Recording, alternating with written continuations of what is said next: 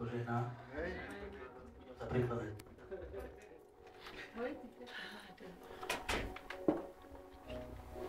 Pasy dole. Halleluja.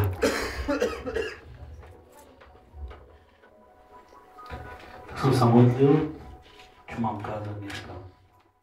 A som sa modlil a aj to, čo prechádzame v živote teraz, čo vidíme, čo sa deje. Vidíme, koľko kresťanov, jak odpadá, koľko kresťanov odchádza. Je taký čas naozaj, že mnohí prichádzajú a mnohí odchádzajú. Nový prezident prichádza, odchádza. Ale je tu jedna osoba, ktorá prišla do našich životov a furt tam zostane. Furt tam je. Kto vie, kto to je? O Jezus! Amen. Chcem, aby sme išli do 4. Mojžiša. Budeme dneska hovoriť trošku o izraelskom národe. Viete, kto je izraelský národ? Kto bol izraelský národ? To bol Boží milovený ľud. A chcem pozrieť trošku do histórie. Nepôjdeme úplne do detailov, čo robili, čo prechádzali, ale len si tak prejdeme, prebehneme nejaké veci a uvidíme, odkiaľ ich Boh vyviedol, čo Boh im všetko dal a tí ľudia aj tak reptali na Boha. Dnešná kázeň sa bude volať Pozeraj sa na Ježiša a nereptaj. Halleluja.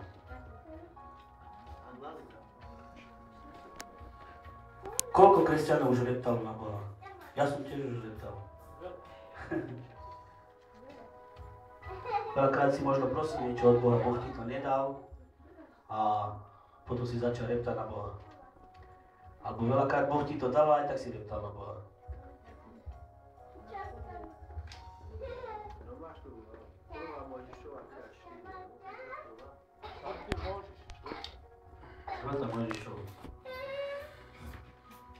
Tu budeme hovoriť o tom izraelskom národe. Tak izraelský národ bol Boží ľud vyvolený. A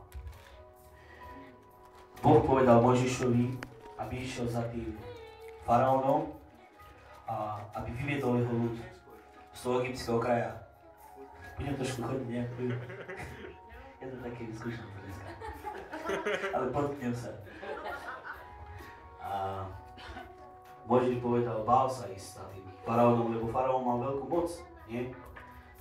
Mohol si myslieť, že keď pôjde tam, tak ho môže zabiť, môže ju uväzniť alebo niečo a bál sa ísť za tým faraónom. Ale Boh mu hovoril viacejkrát a potom išiel. A ten faraón, potom došlo na jeho život aj také prekliatie, alebo nechcel pustiť a Boh pustil na jeho život veľmi zlé veci, do jeho krajiny, chudobu, všetko, čo musel prechádzať. To by ste si mohli prečítať od toho Mojžiša, ale chcel by to skrátiť, toto prebehnúť. Potom ten faraón nakoniec zistil, že Boh je mocný, že s Bohom nie je dobre sa hrať, tak dovolil, aby jeho ten ľud izraelský odišiel z Egypta. A chcem, aby ste videli, že čo museli tí Egypťania, čo museli tí Izraeliti prežívať v tom Egypte. Aby sme trošku porozmýšľali na tým. Čo prežíval ten otrok tam? Tam bol celý svoj život a jeho deti a jeho žena, všetci museli žiť v otrockom pracovnom zväzku. A oni tam museli žiť ako otroci. Nemohli sa sami rozhodovať. Za nich rozhodoval ten faraón a tí, čo boli nad ním. Jeho deti tiež museli trpieť tých ľudí, tých Izraelitov a celý ten život tam žili vlastne v otroctve.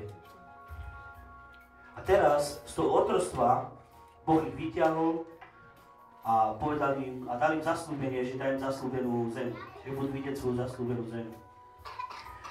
Poslali ich von na púšť, potom ich prevedol cez to more, videli sme to v filme, otvorilo sa to more, prešli cez to more. Faraón tiež, ešte čo urobil Boh, že ešte ochranu dal nad ich životom, že im nikto nemal ublížiť. Tak je dobrý ten Boh. Čo nám všetko dáva, častokrát aj my máme ochranu nad svojím životom a ani si to neuvedomujeme.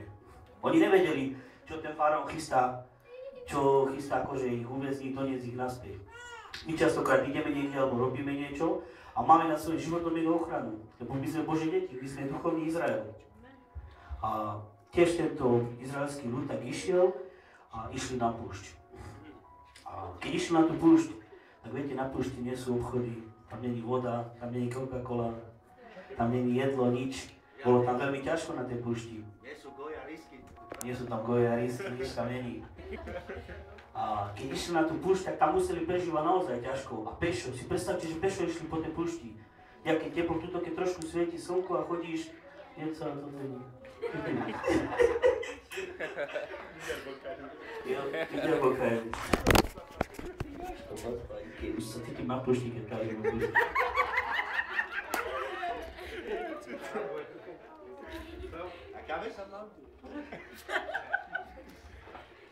Tak to prechádzali. Ja som trošku smedný, ale si predstavte, akí smední museli byť oni. Na tej púšti, čo by dali deti za to v Afrike, nezáujem. Videli ste ten film? A keď išli po tej púšti, tak sa prechádzali po tej púšti a museli tam veľmi ťažko niečo prežívať. Ja si myslím, že Egypt, obrazne povedané, starý zákon to je predobraz nového. Takže Egypt bol tento svet, keď si nemal Ježiša Krista v svojom živote. Ak nemáš Ježiša v svojom živote, žiješ bez Ježiša, tak si uväznený, si v otroctve. A kým nedojde Ježiš do tvojho života, tak si v tom Egypte.